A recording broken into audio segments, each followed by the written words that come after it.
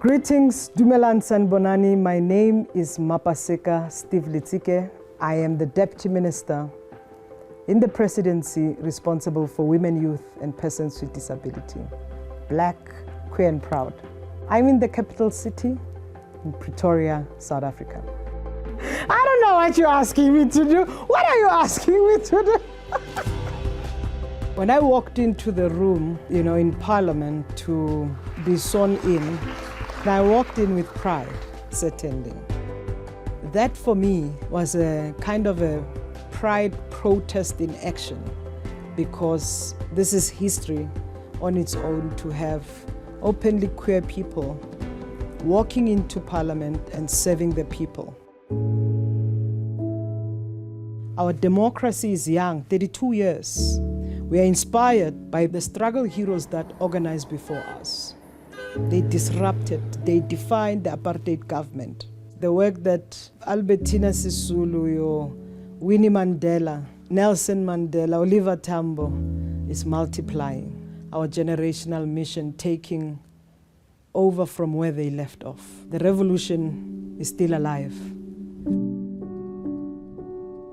I think I found my voice pretty much when I was still a child.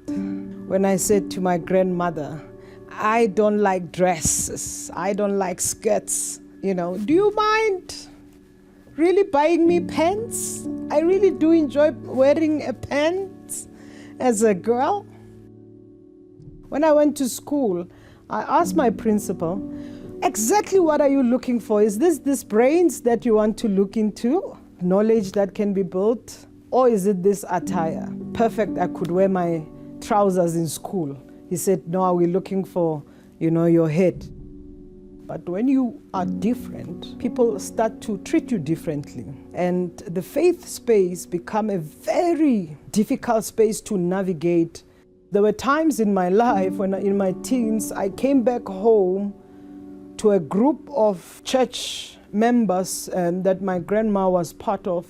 I came back to a prayer session every night where people prayed for me to try, cast the sin out of me. And I'm much stronger because of those prayers, not because of what they took as their own intention to convert, but I took it differently, that these are prayers to make me strong, and I'm strong, and I'm queer, and I'm going nowhere. If I see and when I see inequality, it breaks me, and I have to do something about it. I have fought for over 20 years, 24 years of involvement in the HIV struggle. I fought for same-sex marriage in my country. I fought for amendment of Sexual Offences Act. I fought for domestic partnership laws in my country. I was also the chairperson of the Commonwealth Equality Network and challenging criminalization in 54 Commonwealth member states. I co-chaired for over 10 years the Hate Crimes National Task Team. But one of the key one I want to highlight, and as the last one possibly, is having been the founder of Access Chapter 2, the only queer-led law clinic. It's the only one in South Africa, it's the only one in the African soil that provides free legal service. Yeah, I think let me pause there. African countries and also some other regions are even reversing. And we are seeing very problematic laws of criminalizing human beings because they are different. What does freedom look like? Because if the people in Uganda are not free, if the people in Ghana, in Nigeria, if people in Burkina Faso, if people in Kenya, and if people in DRC are not free, that means I am not free. It's the teaching of my own African cultures that we say, Umuntu ngumuntu gabantu.